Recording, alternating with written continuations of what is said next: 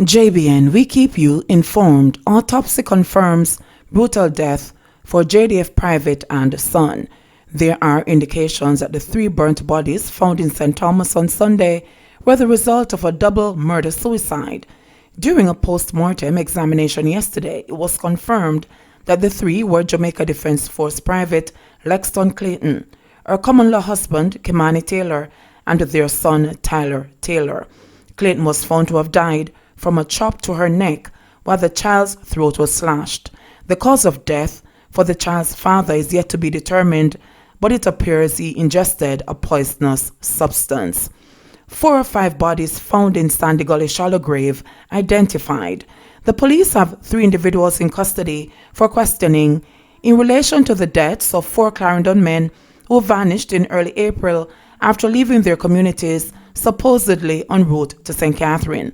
The development brings to a head several weeks of mystery after the police on May 11 discovered 5 bodies in 2 shallow graves in an area known as Danger Island, which is adjacent to the banks of the Sandy Gully in the vicinity of Weymouth Drive, Kingston 20.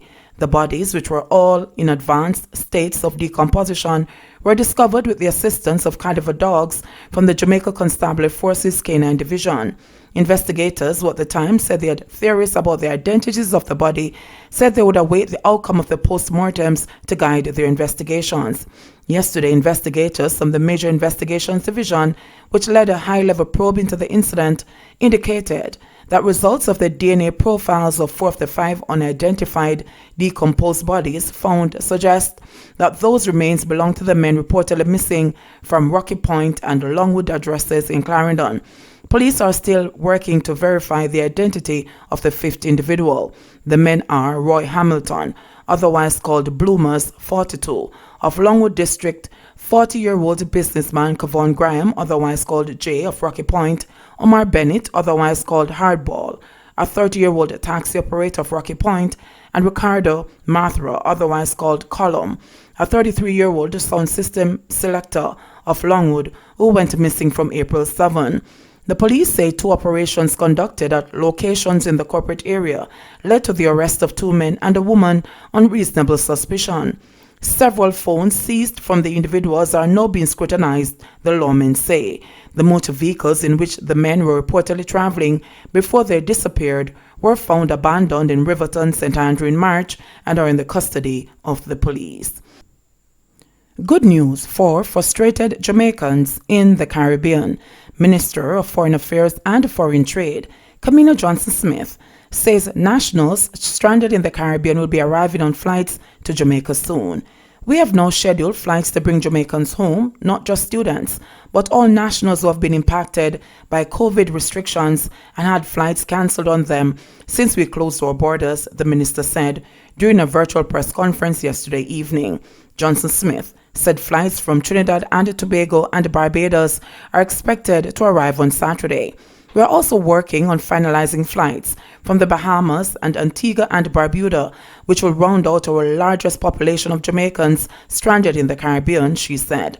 The minister praised this as good news for frustrated Jamaicans overseas. These persons were traveling for business or vacation or school or some short stay program and were caught by the borders and therefore didn't have the resources to continue to sustain a comfortable existence or to sustain themselves at all, she said. Johnson Smith noted that 154 Jamaicans arrived from the United Kingdom on Sunday and added that the country has been welcoming people from Florida and New York primarily. The minister added that people who want to come back home must complete the JAM COVID application. Man convicted for sexual assault back in custody for abduction and rape. A man who was previously convicted on sexual assault charges is back in police custody following a 3-year-long investigation into a 2017 abduction and rape of a teenage girl. He has been identified as 55-year-old Sassa Brown of Hayes, Clarendon, and Cape Valley, St. Anne addresses. Brown was arrested in St. Anne on May 27 and is subsequently charged with forcible abduction and having sexual intercourse with a person under the age of 16. Reports from the Mapen police are that between October 1 and October 4, 2017, Brown allegedly lured a 13-year-old girl who had run away from home into his premises and had sexual intercourse with her. He then reportedly locked the victim inside the home for several days, where he continued to sexually assault her. A passerby reportedly heard the complainant's cry for help, broke into the home, and freed her. The matter was reported to the police and an investigation launched. Brown was previously convicted in 2016, where he served 6 months in prison for the indecent assault of a 5-year-old and was released in early 2017 on a 3-year suspended sentence. He was scheduled to appear in the Clarendon Parish Court today, Friday, June 12. NCB manager now charged in $35 million fraud probe. The manager at the National Commercial Bank arrested in connection with a multi-million-dollar fraud has now been charged. The police say 52-year-old Andrea Gordon of a Kingston address has been charged with larceny as a servant following a series of incidents dating back to 2017. She was charged on Thursday evening after being interviewed by detectives from the Counter-Terrorism and Organized Crime Investigation Branch, CTOC. It is reported that between January 2017 and May 2020, Gordon transferred more than $35 million from the bank to her personal accounts. Earlier reports had indicated that the scheme was at $25 million. The police have promised more information on the case following the conclusion of an audit. Gordon is scheduled to appear before the Kingston and St. Andrew Parish Court on Thursday, July 23. Bishop and 2 teens charged after gun battle with police. 2 teenagers and a man who allegedly engaged the Clarendon police in a gun battle on the Horsehall Main Road in the parish on Sunday, June 5, have been charged by detectives. Charged are 18-year-old Peter Malcolm, otherwise called Romaine, of Oliver Gardens in Maple, Clarendon, as well as a 14-year-old boy and 25-year-old Lex J. Wilson, otherwise called Bishop, of Sevens Road, Clarendon. All 3 are jointly charged with shooting with intent, illegal possession of firearm, and illegal possession of ammunition. The 3, along with 2 others, were allegedly involved in a confrontation with a police team about 2 p.m. One of the 5, a 17-year-old of a Clarendon address, was fatally shot in the confrontation while another escaped. 26 5.56 rounds of ammunition were recovered from the scene. They will appear in court soon. I never hold a gun to your head. The St. Ann Municipal Corporation faces legal threat. A $46 million bill not paid. The St. Ann Municipal Corporation could face legal action if it does not quickly turn over payment to Raheem's Cleaning and Trucking Limited, the company hired to undertake controversial $46 million COVID-19 sanitization at 8 locations in Ocho Rios. The cleaning company billed the corporation for work purportedly done at the Urban Development Corporation-run Island Village Complex, Main Street in Ocho Rios, Turtle River Park, Ocean Village, Ocho Rios Market, and Fisherman Village. At the Island Village Complex, which is reportedly privately owned, cleaning involved sanitization of handrails, gates and their handles, doors and their handles, rail guards, and seating amounting to $7.5 million. Attorney at law Hugh Wildman, who is representing Raheem's Cleaning and Trucking, has argued that his client completed the terms of the contract, noting that no concern was raised with the quality of work. Wildman warned yesterday that if the municipality failed to respond on Thursday, Raheem's Cleaning and Trucking would take legal recourse. This is a voluntary contractual arrangement. Both sides would have negotiated the cost of the contract, Wildman said. He didn't take advantage of the institution. The institution willingly, voluntarily went into the arrangement. That's the basis of a contract, offer and acceptance.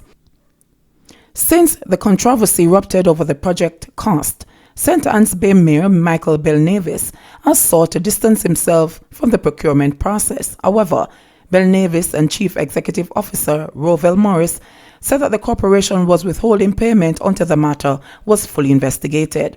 It is part of the tourism project, so the municipality should know why they engaged a person to do the work, said the attorney. Wildman insisted that his client expected to receive remuneration after holding true to his obligations. I never hold a gun to your head and say you must enter into a contract with me. It is a voluntary contractual arrangement, he said. Further, the attorney said that Raheem Walker, director and shareholder, bore the entire cost of sanitizing the locations, inclusive of labor, equipment, and chemicals. No deposit was paid, Wildman said. The agreement between the St. Ann Municipal Corporation and Raheem's Cleaning was signed on March 26, 2020. Records from the National Contracts Commission, the company responsible for reviewing and endorsing recommendations for the award of public contracts above $30 million in value, show that Raheem's Cleaning and Trucking Limited is certified to undertake government works. According to company's Office of Jamaica records, the cleaning company was incorporated in August 2017 and is located in Crossroads, St. Andrew. PMP condemns killing of police officers. The People's National Party, PMP, has condemned the attack this morning on members of the Jamaica Constabulary Force, JCF, and extended sincere condolences to the families of the 2 police officers who were killed in the attack during an operation in Horizon Park in the North St. Catherine Police Division.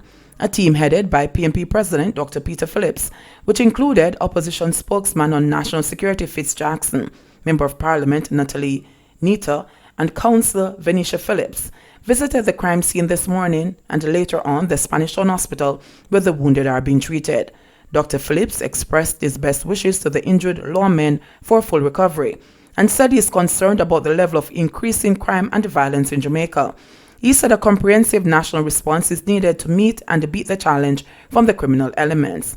Dr. Phillips added that Jackson and himself would continue to monitor the developing situation as a police operation was still in progress in search of the perpetrators.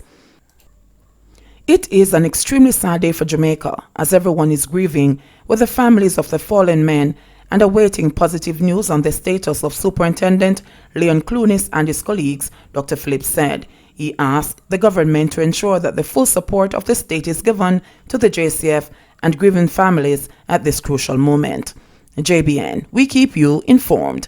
Please remember to subscribe, like, share, leave us a comment, and click the notification bell to receive our daily news items.